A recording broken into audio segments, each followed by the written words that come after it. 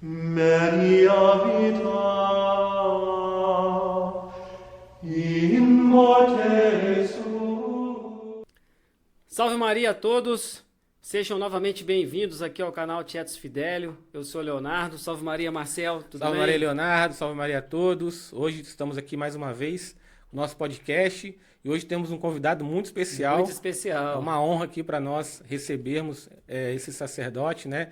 É sempre uma honra para nós recebermos os padres, né? Pessoas que se dedicam 100% da vida deles, né? À obra divina, à obra da evangelização. E hoje estamos aqui com o Frei Tiago de Frei São José. Thiago. É uma honra. Tudo bem, Frei? Seja Salve bem-vindo, Frei Maria. Thiago. Sua bênção. Salve Sua Maria. bênção. Deus abençoe, salve Maria. Um abraço para todos.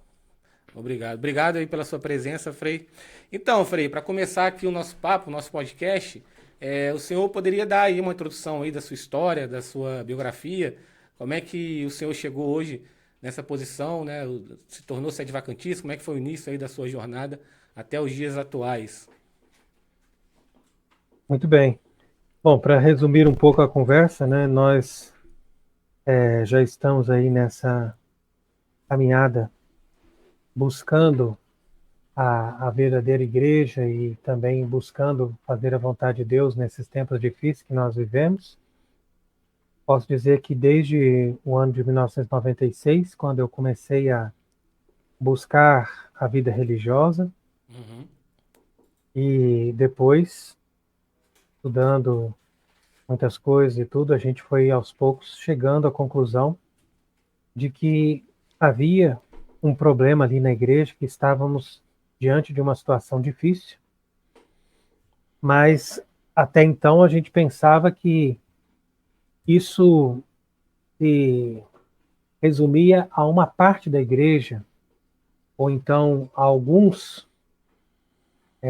membros da igreja que estavam ali infiltrados, fazendo uma pressão para que as coisas tornassem cada vez mais voltadas para o progressismo, para a teologia da libertação, ou para certas tendências que não correspondem totalmente à liturgia ou então à doutrina do catolicismo, né? Então, E justamente a partir do ano de 2013, quando ingressou ali esse que está agora ainda se apresentando ali como Papa, aí que a gente começou a ter um discernimento um pouco mais aprofundado da questão, porque nós fomos vendo algumas coisas que a gente não entendia, né? Principalmente até 2015, quando a gente tinha lá um bispo no Paraguai que foi removido por Francisco sem nenhuma explicação, sendo que ali nós tínhamos na diocese mais de 200 seminaristas, todos eles usavam a batina, e um seminário que procurava ensinar uma doutrina boa, né, naquilo que é possível. E assim, era uma diocese que buscava responder a esse movimento de resgate da missa tradicional e também das coisas essenciais que a gente considera assim mais importantes da Igreja Católica. uhum. Então, justamente o Francisco foi ali, tirou esse bispo sem nenhuma explicação e colocou um bispo não tinha nada a ver, um sujeito alemão ali numa diocese do Paraguai, mal sabia falar o espanhol, e esse homem foi destruindo primeiro o seminário, destruindo depois todas essas paróquias e todos esses movimentos e todas essas congregações que, de certa forma, não eram perfeitas, mas tinham muito mais uma busca de uma vida católica correta do que nós encontramos normalmente por aí, né? Então, quando a gente deu conta, a gente começou então a procurar uma situação, uma solução, e foi assim que eu vim aqui para a França no ano de 2017 e estou aqui até hoje. E justamente estando aqui na França, eu tive acesso a pessoas que me orientaram, a livros mais profundos sobre o tema da doutrina da igreja, da autoridade na igreja, etc. E aí a gente vai, então, adotando uma posição que seja mais realista e mais coerente conforme aquilo que a gente observa claramente no que vem acontecendo aí no ambiente católico, né? Pois é, padre, o senhor foi para a França, né? A gente tem uma carência absurda aqui no Brasil de padres sede vacantistas, né? E essa é a pergunta que eu gostaria de fazer para o senhor, né? Por que que o senhor foi embora para a França, já que aqui no Brasil nós praticamente não temos praticamente nenhum padre, né? Agora, ultimamente, surgiram alguns padres, né? Mas em 2017 a gente não tinha nenhum. E o senhor foi para a França. Será que não teria sido melhor ter ficado no Brasil, já que o Brasil é tão pobre de sacerdotes que comungam dessa posição? Como eu estava dizendo, quando eu vim para cá em 2017, eu estava simplesmente trabalhando para os bispos da igreja moderna, né?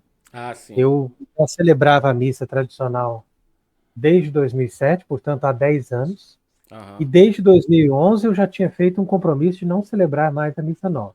Sim. Quando eu cheguei aqui na França, o bispo quis que eu celebrasse a missa nova. Eu disse para ele, olha, é por isso mesmo que eu estou aqui, porque eu fui perseguido no Brasil, tive que ir para o Paraguai, depois não deu certo no Paraguai, teve um padre amigo que me convidou para vir para cá. Então, o senhor, por favor, entenda que eu já venho há muito tempo já buscando essa coerência de pensamento, de não Uhum. ter nenhuma parte com a missa nova, nem ter que dar comunhão na mão, nada disso. Ah, entendi. Aí o Ah, bispo disse para entendi. mim, olha, então já que é assim, vai ser difícil você encontrar alguma coisa aqui, porque aqui, mesmo que tenha a missa tradicional, eu peço para celebrar a missa nova também. E não só isso, mas quando tem a missa nova, se a pessoa quer comungar na mão, você é obrigado a dar. Então Nossa. quer dizer que eu estava assim já numa situação difícil. Aí, passado que alguns meses, só uns 6 meses no máximo, eu já percebi que aquilo ali não ia dar em nada, né? Que ia ser Aham. mais uma aventura sem fruto.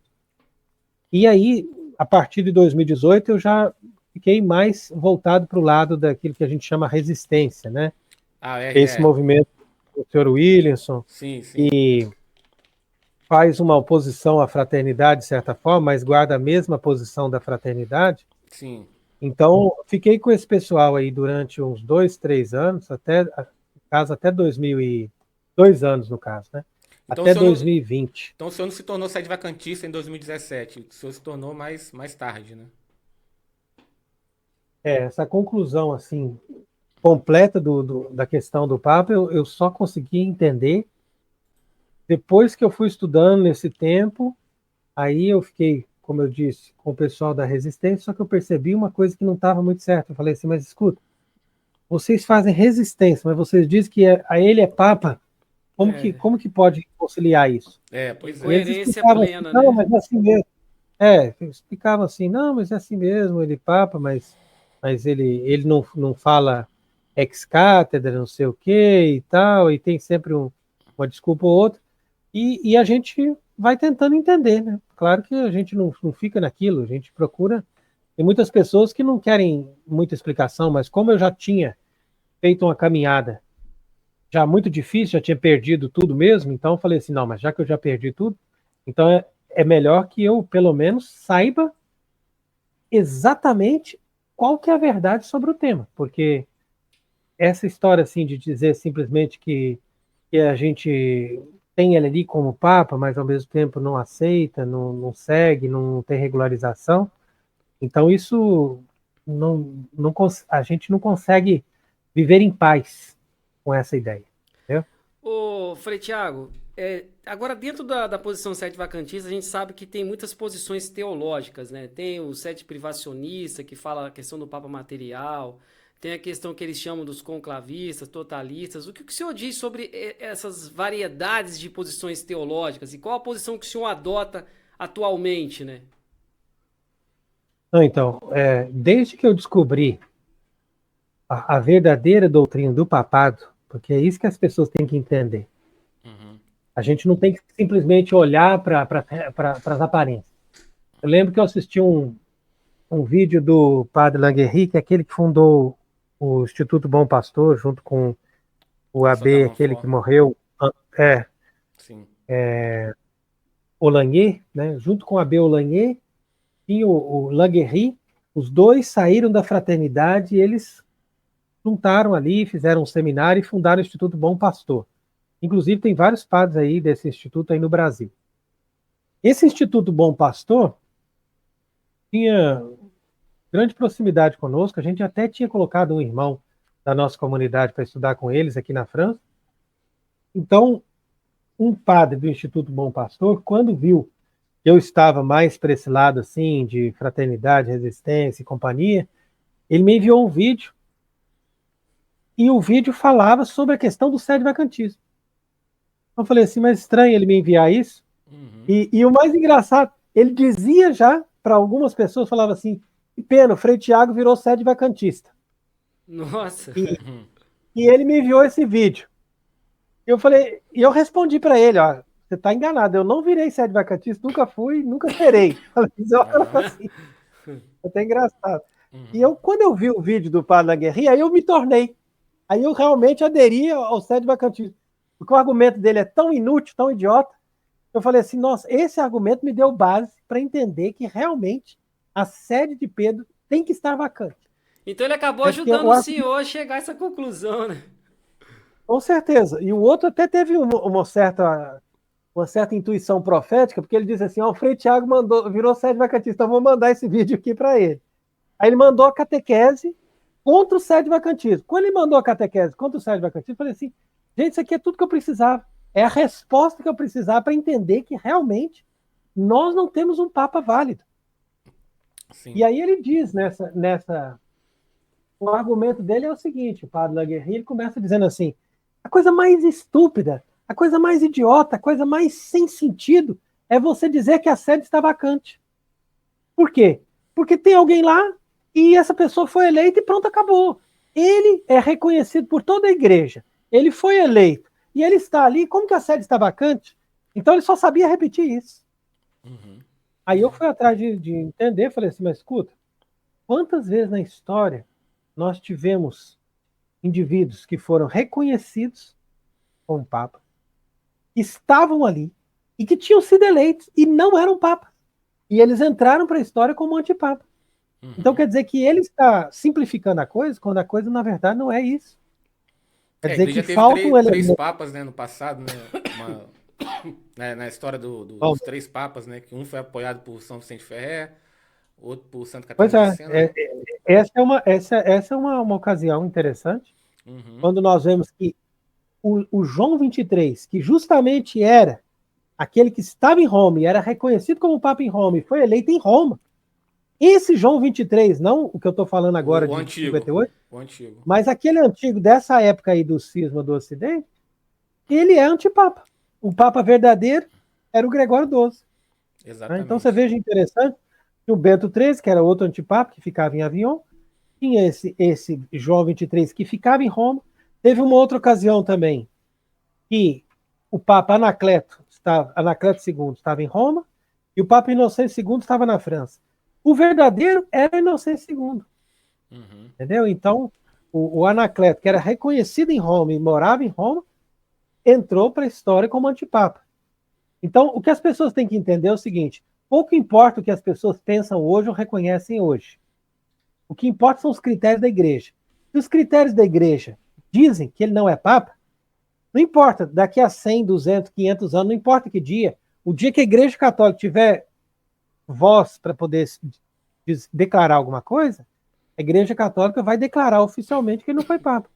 Agora, a igreja católica não tem voz hoje para declarar isso, porque a igreja católica não tem os seus instrumentos, não tem os seus prédios, seus descastérios, tudo isso foi tomado por eles. É isso que eu falei aqui. Então, bastaria organizar de novo toda a estrutura da igreja católica e nós teríamos, no dia seguinte, pessoas para nos ajudar a fazer uma boa declaração, documentos, decreto de excomunhão, tudo ficaria bem regularizado. Só que nós não temos hoje essa maneira de fazer isso. Mas se qualquer pessoa de boa vontade, de boa índole, e que não tenha nenhum interesse a não ser a verdade, ela estuda o problema, ela chega à conclusão clara e evidente que uma pessoa que não tem a fé, portanto está fora da igreja, ele não pode nem ser nem sequer católico. Quanto mais papa. Eles falam que a gente não tem essa autoridade, mas a gente vai esperar a autoridade da nova igreja para declarar Pra algo, declarar. né? Sendo que a igreja foi toda tomada, né? É muito complicado, Mas, realmente. ô Frei Tiago, e a declaração do Monsenhor Tuque? O que o senhor tem a dizer da declaração que ele fez que a sede está vacante? Monsenhor Tuque fez essa declaração. Há quem não considera muito essa declaração que o bispo fez. E o que o senhor acha dessa Então, declaração? mas declarações privadas, mesmo que seja de um bispo, elas não têm esse valor canônico. Mas o que as pessoas precisam entender é que nós não precisamos de declarações canônicas num primeiro momento. Num primeiro momento, nós precisamos simplesmente da manifestação da nossa fé. A igreja se organiza assim. A igreja não é uma estrutura inabalável. A igreja é uma fé inabalável. A estrutura pode cair. A estrutura pode cair, pode desmoronar, mas a fé é inabalável. Se você manifesta a fé, e a manifestação da fé é justamente dizer assim, ó, a Igreja Católica ensina que um Papa é infalível. A Igreja Católica ensina que um homem que não tem a fé não pode ser Papa.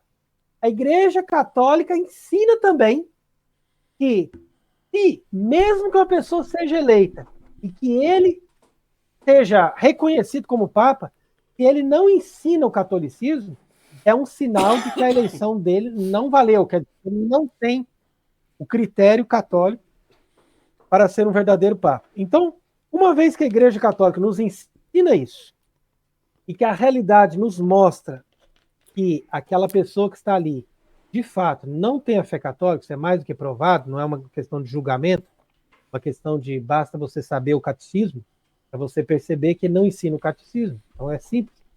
Então, uma vez que acontece isso, aí agora a igreja só precisa da nossa manifestação de fé. Nós não precisamos ser bispo, nós não precisamos ser padre, nós não precisamos ser ninguém.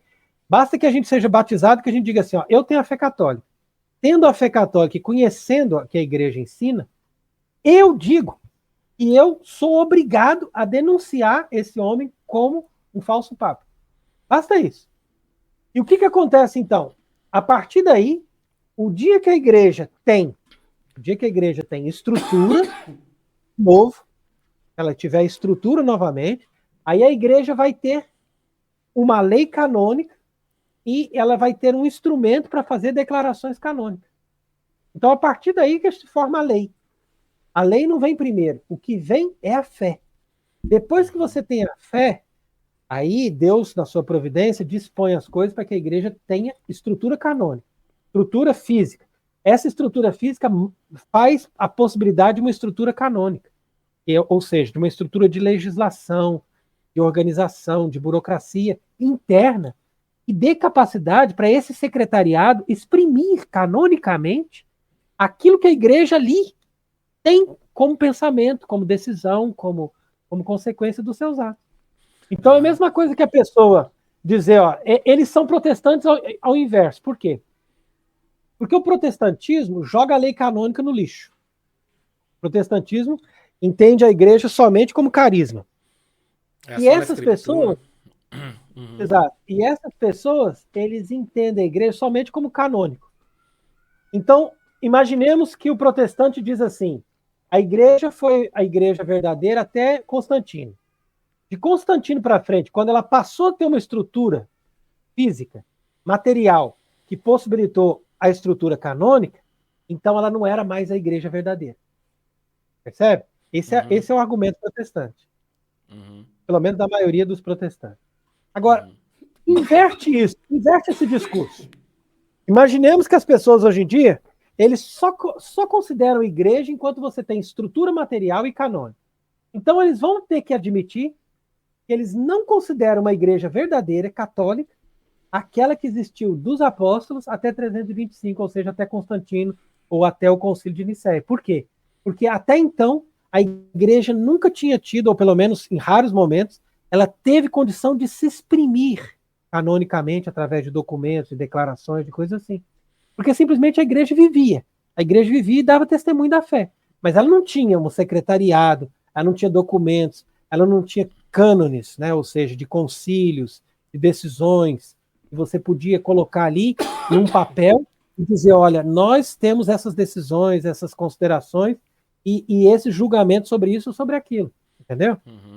Então, Então, a gente tem que entender o seguinte: a igreja ela pode viver sem estrutura material e canônica, como ela viveu dos apóstolos até Constantino, e ela é a mesma depois de Constantino, quando ela começa a ter uma estrutura material e uma estrutura canônica, para poder se manifestar de uma forma sistemática, através de cânones, através do resumo da fé, através de documentos escritos, de declarações de excomunhão, de declarações de jurisdição e etc. Então, tudo isso é uma coisa que se forma quando a igreja tem essa estrutura. É a mesma coisa que você fazer o seguinte: imagina uma pessoa e você deixa essa pessoa presa, com as mãos atadas e amordaçada. Né? Você joga a pessoa lá num quarto escuro, presa, amordaçada e ali, jogada ali. Né? Aí você fala assim, olha, como essa pessoa não se manifestou, não ligou para nós, não pediu, então a gente não vai preocupar. Ele pode até estar preso, mas ele não se manifestou, ele não mandou uma declaração assinada para nós, dizendo que ele precisava de ajuda. Então deixa ele lá. Percebe o absurdo? Pois é. Percebe? Uhum. Agora, se eu sou coerente, eu vou fazer o seguinte, gente, mas você quer uma manifestação maior do que a pessoa não se manifestar? A gente viu que essa pessoa foi aprisionada lá pelos inimigos e foi levada embora e você vai ficar tranquilo. E ele está sem manifestar, sem nada, e não ligou, não falou mais nada, é sinal que ele está preso, é sinal que ele está amordaçado, é sinal que ele não tem como se manifestar. Aí o que a gente vai fazer? Nós que somos amigos dessa pessoa, nós vamos buscar essa pessoa, nós vamos libertar essa pessoa dos inimigos. Desde que a gente tenha força material para isso, armas ou sei lá o quê, e a gente vai levar essa pessoa para um lugar onde ela vai primeiro tomar um banho, onde ela vai primeiro comer, ela vai se restaurar, tomar um remédio, melhorar, descansar, etc. Depois de 3, 4 dias, essa pessoa recobra a saúde e ela fala assim, agora eu vou me manifestar. O que ela vai fazer? Ela vai declarar que ela foi presa, ela vai declarar que ela foi amordaçada, ela vai declarar que aquelas são as pessoas do nome tal, tal, tal, que feriram ela, que fizeram isso com ela, que maltrataram ela, entendeu? Então a mesma coisa a igreja. A igreja, num primeiro momento, ela se manifesta justamente pela sua situação de alguém que está preso, que tá colocado ali numa situação péssima. Né? Depois, num segundo momento, quando ela tiver condições materiais, aí é que ela vai declarar oficialmente que tal indivíduo era do mal, tal indivíduo fez isso com ela, que tal indivíduo atrapalhou a vida dela, que tal indivíduo prendeu ela. Mas nós não vamos esperar que essa pessoa, que a igreja se declare. A gente primeiro liberta a igreja. Depois que a gente liberta a igreja, aí a gente dá condições materiais para ela e aí a igreja se manifesta. Percebe como é que é o movimento? É invertido. Entendi. Não é o que eles estão querendo. O que eles estão querendo é impossível. Porque como que eu vou querer que a pessoa lá, presa na mão dos inimigos, vai se manifestar com... Querer que os inimigos se declarem. É impossível, né? Quer que os inimigos vão na televisão e digam, ó, nós prendemos ele, nós fizemos isso com ele agora está lá, nós vamos matar ele amanhã ao meio-dia. Não, não vai não. Impossível nós isso, é que temos que primeiro libertar para essa pessoa ir para um lugar seguro e ter estrutura material nesse lugar seguro para poder se manifestar. Aí, Frei Tiago, como seria essa libertação no que o senhor acredita, né? Como seria uma forma de solucionar esse problema, então, que nós vivemos hoje? Será que seria alguém lá, igual o pessoal bota muita fé no cardeal Viganò? Será que seria uma voz que levantaria e poderia um dia, sei lá, ser eleito papa, não sei. Algumas pessoas botam muita fé, né? Alguns cardeais mais conservadores, né?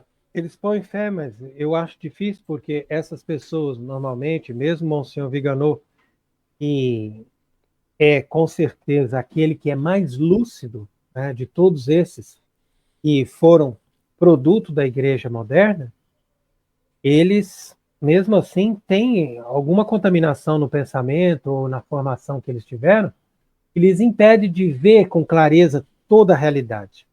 Então, pode ser que aconteça de pessoas como ele chegarem nisso. Eu acho que é possível, não é impossível. Mas eu, sinceramente, não acredito que isso venha de uma pessoa assim que que, vamos dizer assim, já foi promovido pela igreja moderna. Entendeu? Entendi, Ou seja, ele entendi. saiu ali, ele se tornou padre, se tornou bispo, se tornou uma grande autoridade. É claro que, de alguma forma, ele já foi vendido para se Aham. tornar uma grande autoridade, entendeu? Uhum. Então, assim, por milagre, tudo é possível, mas normalmente é muito difícil. Eu acho que a solução do problema da igreja vem justamente da conscientização das pessoas de maneira geral, que vão começar a fazer um movimento. E quando você tem um movimento, quando você tem uma busca, igual, por exemplo, agora mesmo, Vossa Caridade me perguntou por que eu não ficava no Brasil, Uhum. por conta de, no Brasil, ter poucos padres para servir os sacramentos e tudo. Mas imagine o seguinte, se eu fosse preocupar com as pessoas no Brasil que não têm os sacramentos de forma válida ou de forma lícita, eu realmente, de todo jeito, ficaria muito preocupado mesmo estando ali, porque são pelo menos 100 milhões ou cento e tantos milhões de católicos que estão nessa situação. E não é um padre ou dois que vai resolver isso. Simplesmente o que a gente faz, o trabalho que eu procuro fazer, é aquilo que eu acredito que seja o mais frutuoso para o momento. Ou seja, é de dar subsídio intelectual para que jovens ou sacerdotes ou seminaristas encontrem as chaves do entendimento e eles então vão formar outros que por sua vez vão formar outros e aí vai começar a ter um movimento onde as pessoas vão realmente ter o sacramento. Então, padre, o senhor, apesar de, né, estar tanto tempo na França, o senhor tem uma presença muito grande nas redes sociais, né? Principalmente no YouTube, né? O senhor tem muitos inscritos, né? Acho que chega a quase 160 mil inscritos, né? Isso Uhum. corrobora, né, o que o senhor acabou de falar, né? Apesar de não estar aqui presente, né, dando os sacramentos, mas o senhor tem uma abrangência, né, muito grande, né? Muitas pessoas ouvem o que o senhor diz, né? E por causa dessa exposição, o senhor acaba sendo também alvo de muitas críticas, né? Isso eu percebi também nas redes Uhum. sociais, muitas pessoas o criticam. Até mesmo, Uhum. igual a gente falou sobre a questão da solução do problema, né? As pessoas te acusam de Uhum. ser conclavistas, aí eu deixo até o espaço para o senhor explicar sobre a questão do conclavismo, né?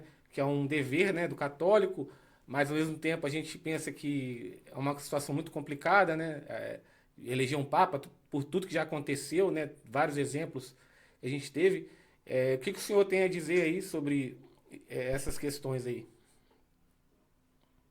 Então, tem alguns vídeos, inclusive, que a gente procura insistir para as pessoas procurarem, antes de ter o conhecimento das coisas, aprenderem a pensar. Porque, infelizmente, o ser humano moderno não sabe pensar.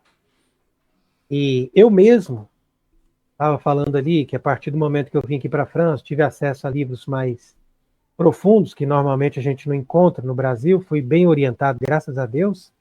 Tive que refazer todo o meu estudo, tudo aquilo que eu tinha de conhecimento, porque, infelizmente, a gente não sabe pensar.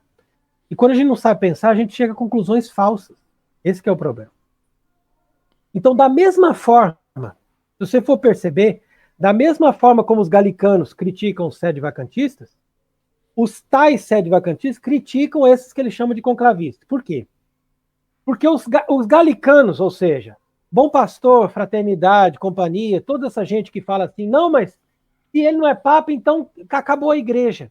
Eles dizem assim, entendeu? Ah, mas se o Francisco não é papa, se nós não temos papa desde 1958, então quer dizer que acabou a igreja. Eles chegam isso, eles falam esse argumento. É o argumento que o professor Alberto da Montfort disse para mim no debate. Eu fiz com ele. Ele falou assim: não, mas então, Frei Tiago, segundo a sua tese, então acabou a igreja, não tem mais papa, acabou a igreja, já tem desde 1958, desde a década de 60, acabou tudo. Então, quer dizer, essas pessoas não sabem pensar. Eu não estou dizendo que acabou a igreja, estou dizendo que a sede ficou vacante, e não só vacante, ela ficou também, de certa forma, ali ocupada, né, por pessoas que não permitem que a gente tenha um Papa verdadeiro. Por isso que é difícil. A igreja ficou Agora, eclipsada, esses né? que Como se o senhor dizem disse. sede vacantistas, no caso, né, só completando a ideia, esses que se dizem sede vacantistas, e que a gente chama de sede vacantistas eternos, porque Aham. parece que eles não querem ser católicos, eles querem manter a sede vacante, Então eles chegam ao mesmo tipo de pensamento. Eles dizem assim, não, mas se eu for tentar eleger um papa, mas então como que a gente vai ter certeza que é um papa válido? Porque afinal de contas a igreja está lá em Roma, né? Então quer dizer, é a mesma incoerência. E eles chegam à conclusão que em Roma não tem um papa, e se eles chegam à conclusão que a sede está vacante, é óbvio, é evidente que a igreja pode ter um papa fora de Roma. Ninguém disse, nem São Pedro disse que a igreja tinha que ter um papa em Roma. Roma é a sede normal da igreja. Mas São Pedro já teve o pontificado fora de Roma quando ele estava em Antioquia. E houve papas que nunca reinaram em Roma, nem sequer um dia da vida. Será que essas pessoas sabem que o Papa Clemente VI nunca pisou em Roma? Vocês, por exemplo, que estão me escutando, sabiam que o Papa Clemente VI nunca pisou em Roma? Não. E ele era um Papa válido? Não. Também não sabia. Sabia não. Pois é, presidiu o Concílio de Viena, ele esteve a maior parte da sua vida como Papa em Avignon. Então, quer dizer, existem papas válidos que nunca pisaram em Roma. Então, quer dizer que não é o fato da gente ter ou não ter os prédios de Roma que a gente está impossibilitado de ter um papa. Porque a igreja ensina, e se a gente for estudar os grandes doutores da eclesiologia, como São Roberto Bellarmino ou o cardeal Caetano, cuja festa nós celebramos no dia 7 agora, né, justamente ontem, o cardeal Caetano diz claramente, a igreja é uma sociedade perfeita. Significa que a igreja, não importa que ela tenha 1 milhão de pessoas ou que ela tenha meia dúzia de pessoas. Nós temos que crer que até o fim do mundo, isso é dogma do Concílio Vaticano I, nós temos que crer que até o fim do mundo a igreja terá papas e que a igreja terá hierarquia e que a igreja terá fiéis. A igreja não acaba, ela é indefectível. Sucessores perpétuos, né, como diz lá. Portanto, a igreja tem que ter sempre uma hierarquia válida, a igreja sempre tem que ter fiéis e a igreja sempre pode ter um papa. Hoje nós não temos um papa porque eles não querem. Não são os modernistas que não querem. Os modernistas já fizeram o papa falso deles. Isso aí deixa eles para lá. Quem não quer ter papa são os sede vacantistas, ou seja, as pessoas que têm a fé católica, que têm entendimento que Francisco não é papa, eles é que não querem ter papa, porque são eles que deveriam fazer um papa. Não sou eu. Até me falaram que eu tinha a ver com o Palmar de Troia. Palmar de Troia é uma seita fundada com base de revelações particulares. Eu nunca estou falando de revelação particular, estou falando de coisas da doutrina. Essas pessoas é que são baseadas em revelação particular. O que eles estão dizendo, nós só vamos ter um papa quando Deus enviar um papa do céu, porque isso está dizendo em tal revelação particular. Mas eu não tenho que me basear em revelação particular, eu tenho que me basear na doutrina da igreja. Se Deus mandar um papa do céu, Deus pode fazer o que ele quiser. Mas eu não sou obrigado a aceitar um papa que vem do céu, você concorda? Por quê? Porque eu tenho que entender que todos os papas da Igreja Católica foram eleitos na Terra. Na Terra. Então, se um papa vier do céu hoje, eu vou achar muito bonita a vinda dele. Mas eu vou dizer, para mim não é papa. Eu vou continuar dizendo, para mim não é papa, porque ele veio do céu. Como é que Deus envia um papa do céu? Ele não pode fazer isso. Deus já colocou uma pessoa na Terra. Essa pessoa na Terra é São Pedro. E depois de São Pedro, todos os papas são eleitos na Terra, com a hierarquia que está na Terra. Então, hoje, se nós não temos cardeais válidos, que isso é uma coisa evidente, nós temos que eleger um papa com a hierarquia que está na Terra. É uma coisa evidente. Uma coisa tão simples. Mas tá, depois pode completar, Frei. Não, pode falar essa pergunta. Não, porque eu queria perguntar, essa questão de eleição, ela é muito polêmica, né? Porque já tiveram várias eleições, já tentaram várias eleições de papas. A gente ficou sabendo que a pessoa que participou, né? Foi até o doutor Homero Josso que o senhor entrevistou, e ele participou de uma eleição. Aí ele contou pra gente que, na época, quem eles tinham eleito, ele não queria se tornar público. Aí acabou que aquela eleição não teve frutos, né? E muitas outras não. O senhor não acredita que talvez a maneira como estão fazendo não é a maneira correta? Igual o Marcel falou, a gente sabe do dever de extinguir a vacância, Nos primeiros encontros em Volta Redonda, houve uma discussão muito em torno disso. E uma das sugestões que falaram era que primeiro os bispos teriam que se conhecer, né? Ter uma unidade para depois chegar a uma eleição. O que o senhor acha, Bom, né?